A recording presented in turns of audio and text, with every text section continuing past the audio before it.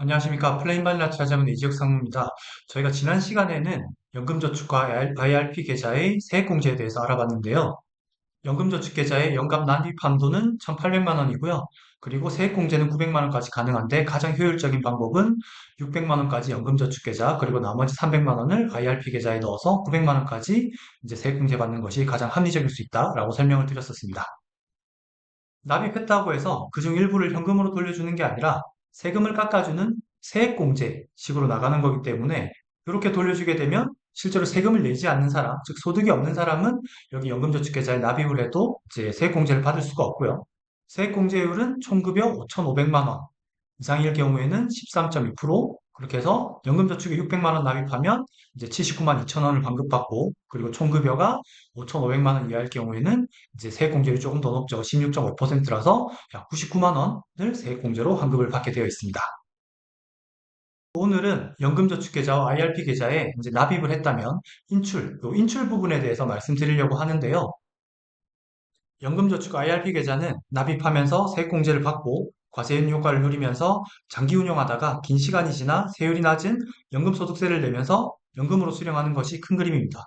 실질적으로 저희가 2017년부터 자문 서비스를 제공했는데 그때까지만 해도 저도 그렇고 저희 뭐 연금 운용하시는 고객분들도 그렇고 수령에 대해서는 크게 신경을 쓰지 않았어요.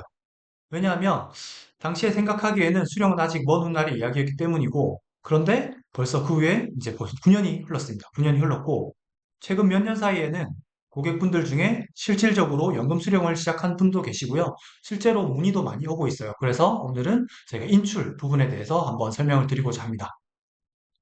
그런데 수령과 관련해서는 뭐 개인별, 상황별 케이스가 너무 다양해요. 다양한 케이스가 있기 때문에 자문 고객분들께서는 궁금하신 부분이 있으면 카카오톡이나 이메일로 이제 본인의 상황들하고 계좌 현황들을 말씀해 주시면서 이제 문의를 남겨주시면 저희가 답변을 드리도록 하겠습니다. 연금 수령 시 세율이 낮은 연금소득세율을 적용받으려면 이제 기본적으로 네 가지 조건을 충족해야 되는데요. 첫 번째, 이 연금저축계좌를 5년 이상 납입해야 됩니다. 뭐, 즉, 계좌를 매년 뭐 1년 납입하고 1년 쉬고, 그 다음에 납입하면 이제 3년이 안 되냐가 아니라, 그냥 납입을 시작한, 그 계좌를 개설해서 납입을 시작한 지가 5년 이상이 돼야 되고요. 그리고 연금으로 수령하는 나이가 만 55세 이후부터 연금 수령이 가능합니다. 그러면 최소 뭐 50세, 만 50세 이전에는 계좌를 개설해야 이제 연금 수령이 가능하고요. 그리고 이 연금을 10년 이상 매년 연금으로 수령해야 됩니다. 여기서 연금으로 수령한다에 대한 의미를 그러니까 매월 받아야 되는 건지 분기별로 받아야 되는지 이제 그런 것들이 좀 궁금하실 수 있는데 여기서 10년 이상이라 함은 말 그대로 10년으로 쪼개서 연간 뭐 1년, 2년, 3년, 10년만 받으면 되니까 월간으로 쪼개서 받아도 되고요. 연간 한 번씩 10번, 10년간 이상 쪼개서 받아도 상관없습니다. 그리고 이제 마지막으로 연간 분리과세 한도 미만으로 수령해야 된다. 사실은 이 조건은 뭐 저희가 그냥 딱 봐도 아는 조건인데 이제 연간 분리과세 한도 미만으로 조건이 여기 나왔을 때는 이제 분리과세가 또 뭔지 그런 부분들을 생각을 해야 되거든요. 이제 그런 것들을 이제 계속 설명을 드리도록 하겠습니다. 연금소득세를 적용받는 조건이 충족된다면 일반적으로 연금을 수령하면 이제 만 55세에서 69세까지는 5.5%의 이제 연금소득세율이 적용되고요. 그리고 70세에서 79세까지는 이제 4.4%, 그리고 80세 이상은 3.4%인데 보통 뭐 연금 수령하면 3.3에서 5.5가 적용된다라고 하는데 요거는 딱 나이대로 나눠져 있어요. 그래서 이제 뭐 70 이전까지는 5.5, 그리고 80 이전까지는 4.4, 그 이후에는 3.4 이렇게 나눠서 적용된다라고 볼 수 있고요. 그리고 최근에 보면 이제 종신 수령을 신청하면 이제 뭐 55세에서 79세까지 그러니까 요 두 개 구간에서 이제 4.4%가 적용이 된다라고 이제 이런 내용들이 나오는데 사실은 이거는 펀드로 운영하거나 할 때는 적용하기가 좀 어렵고요. 현재로서는 보험의 형태로 연금저축이나 IRP를 가입하신 분들만 이게 적용이 가능하다라고 보시면 좋을 것 같습니다. 서두에 말씀드릴 때 이제 분리과세 한도 이 부분을 좀 설명을 드려야 된다고 말씀드렸는데요. 이제 이 부분에 대해서 좀 상세하게 말씀을 드리도록 하겠습니다. 일단 분리과세라 함은 뭐 기본적으로 저희가 뭐 대부분 적용받고 뭐 잘 알고 있는 과세는 종합과세예요. 그래서 급여를 받거나 개인 사업자로서 이제 사업을 해서 버는 수익에 대해서 과세하는 거는 종합과세인데 이건 누진세가 적용이 돼요. 즉 많이 벌면 많이 벌수록 세율이 높아집니다. 이제 소득 금액에 따라서 6%에서 이제 최고 45%까지 이제 누진세율이 적용되는데 분리과세되는 소득은 소득이 발생했을 때 이를 종합과세에 포함하지 않고 딱 그 금액에 대해서만 정해진 세율로 과세하고 종결시키는 걸 분리과세라고 표현을 해요. 보통 소득이 많으신 분들은 이제 종합소득세율이 분리과세율보다 보통 일반적으로 높기 때문에 어떤 소득이 분리과세로 적용될 수 있고 종합과세로 적용될 수 있는지에 따라서 이제 좀 많이 민감해 하실 수가 있고요. 그리고 이제 아까 방금 일반적으로 뭐 종합소득세가 분리과세율보다 좀 낮기 때문에 이제 분리과세 적용되는 그런 소득의 원천을 찾고 아니면 두 개가 뭐 선택할 수 있다면 분리과세를 선택해서 적용받는 것이 좀 더 유리해질 수가 있습니다. 연금저축과 IRP와 같은 사적연금을 수령할 때 연간 정해진 한도를 초과해 수령하면 세율이 낮은 연금소득세로 분리과세하는 것이 아니라 종합과세 또는 16.5%의 기타 소득세를 부과하기 때문에 연금 수령 시에는 한도 관리를 아주 잘해야 됩니다. 매년 분리과세 한도는 잔고 기준 한도와 1,500만 원 중에 이제 작은 값이죠. 둘 중에 작은 값으로 적용된다인데 그 말은 뭐냐면 이제 잔고 기준 한도가 있을 거고요. 그리고 이제 1,500만 원인데 결국에는 잔고 기준 한도는 1,500만 원을 넘을 수가 없어요. 그래서 이제 매년 분리과세 한도는 1,500만 원이 최대이다. 그리고 나의 잔고 한도에 따라서 이 한도가 조금 더 낮아진다라고 보시면 됩니다. 잔고 기준 한도 계산 공식을 보면 잔고 평가액의 1.1을 곱하고요. 그리고 11 빼기 수령 연차를 나누는데 수령 연차는 1이면 이제 분모가 10이 되고 2면 뭐 9가 되고 3이면 8이 되는데 수령 연차가 길어질수록 분모가 계속 작아져요. 분모가 작아진다는 거는 잔고 기준 한도가 점점 더 커진다는 건데 잔고 기준 한도가 커지는 방법은 평가액이 많거나 아니면 이제 수령 연차가 길어지면 됩니다. 그래서 결국엔 수령 연차가 11년째부터는 이 잔고 기준 한도는 무한대가 돼요. 그래서 잔고 기준 한도는 점점 작은 금액에서 늘어나서 무한대가 되면 결국에는 이제 분리과세 한도는 1,500만 원에 수렴하게 된다라고 보시면 됩니다. 만약에 55세에 첫 수령을 하고 잔고 평가 금액이 1억이면 잔고 기준 한도는 1,200만 원이 돼요. 왜냐면 잔고 평가액이 1억이면 1.2억이 되고요. 1년 차니까 이제 나누기 10.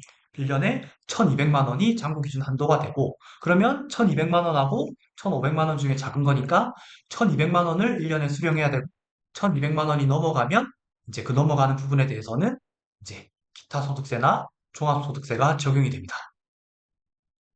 그럼 잔고 기준 한도가 1,200만 원일 때 만 70세인 분께서는 1년에 1,200만 원만 인출하면 70세 이상이니까 연금소득세가 4가 적용되겠죠. 그러니까 4.4가 분리과세 되니까 52만 8천 원만 세금으로 납부하면 이제 이분의 세금은 이제 연금을 수령할 때의 세금은 종결됩니다. 최초의 세액공제를 뭐 16.5% 또는 13.2%를 받았기 때문에 요만큼 연금소득세를 내면 이제 뭐 충분히 세액공제 받은 거하고 세금 낸 거하고 충분히 차익이 남게 되죠. 그런데 이분이 연간 이제 수령 한도가 잔고 기준 한도에 걸려서 이제 1,200만 원인데 돈이 조금 더 필요해서 1,400만 원을 수령했다라고 하면 어떻게 될까요? 그렇게 되면 잔고 기준 한도가 이제 뭐 1,500만 원보다 낮은 경우에 일단 1,500보다 낮게 이제 분리과세 한도가 설정된 경우에는 이제 1,200만 원까지 잔고 한도 이하 금액은 이제 연금소득세로 이제 과세가 되고요. 그게 넘어가는 금액은 그러니까 1,200에서 뭐 200만 원이 되겠죠. 1,400을 수령했다면 200만 원까지는 200만 원은 기타 소득세를 내거나 종합소득세를 낼 수 있어요.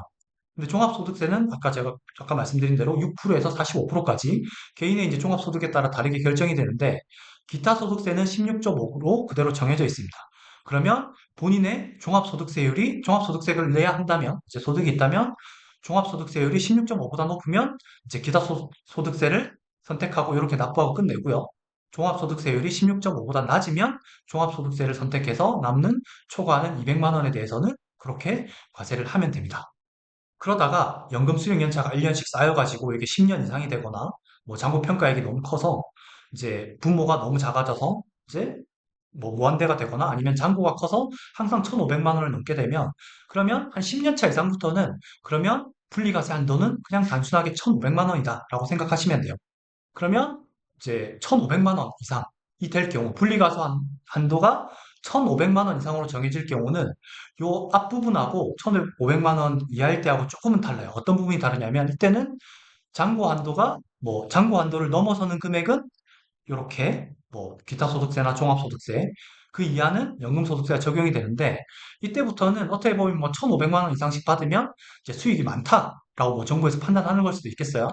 그렇게 되면 1,500만 원, 연간 1,500만 원 이하를 수령하면 연금소득세를 나이에 따라서 적용해 줍니다. 근데 1,500만 원을 초과했다.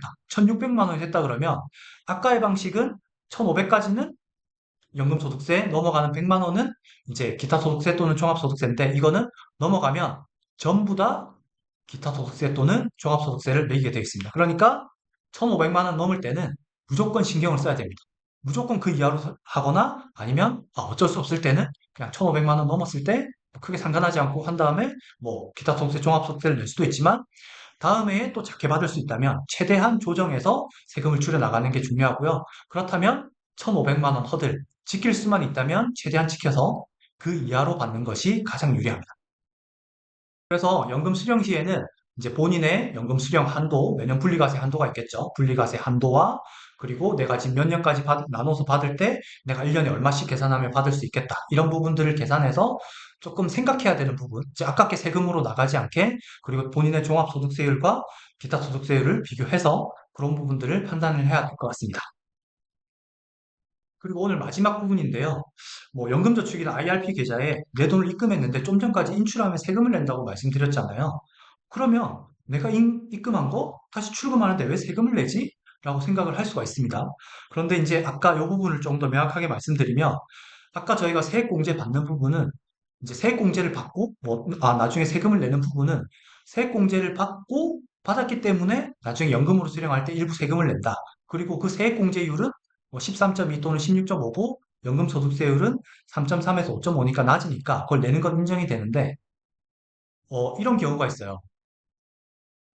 제가 연금저축계좌에 저희가 뭐 고객분들께서 납입을 하실 때 세액공제 안 받는 경우가 있습니다.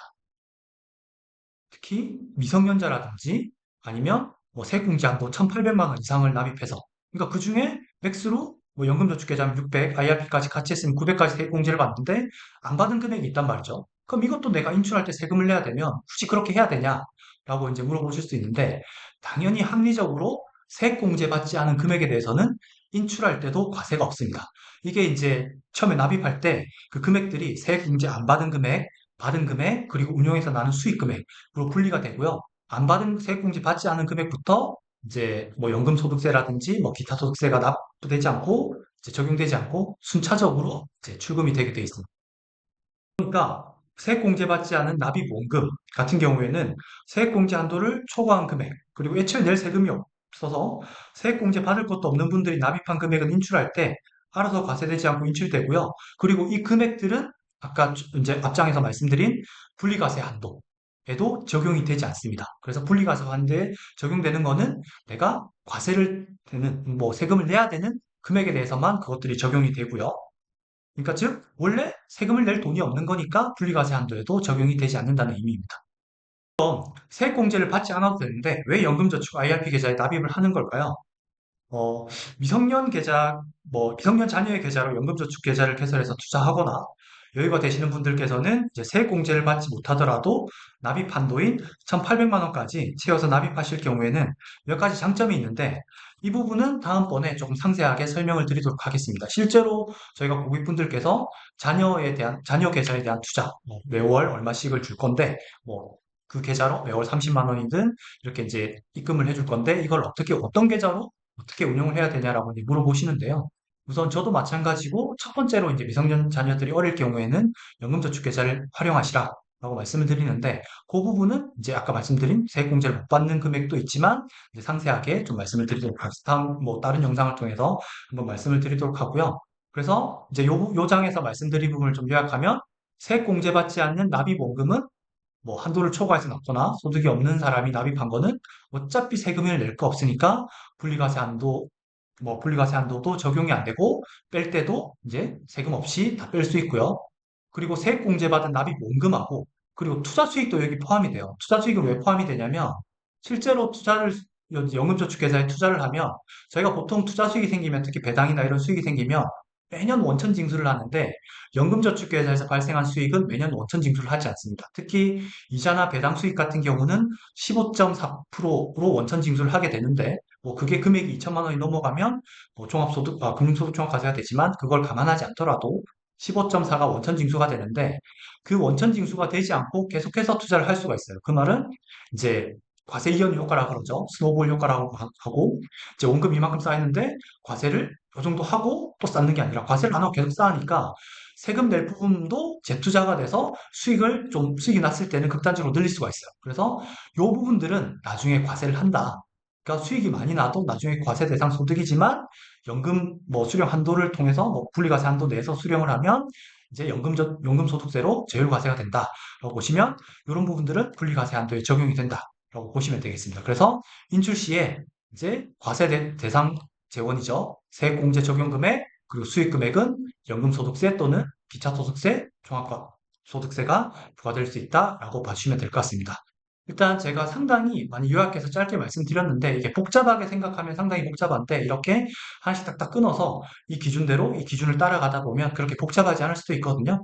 그럼에도 불구하고 아까 말씀드린 대로 수령 같은 경우는 개인마다 설정들이 다 다릅니다. 그래서 이제 그런 부분들이 궁금하신 분들께서는 뭐 저희 뭐 회사 카카오톡이나 이제 여기 유튜브 댓글을 남겨주시면 저희가 답변을 드리도록 하겠습니다.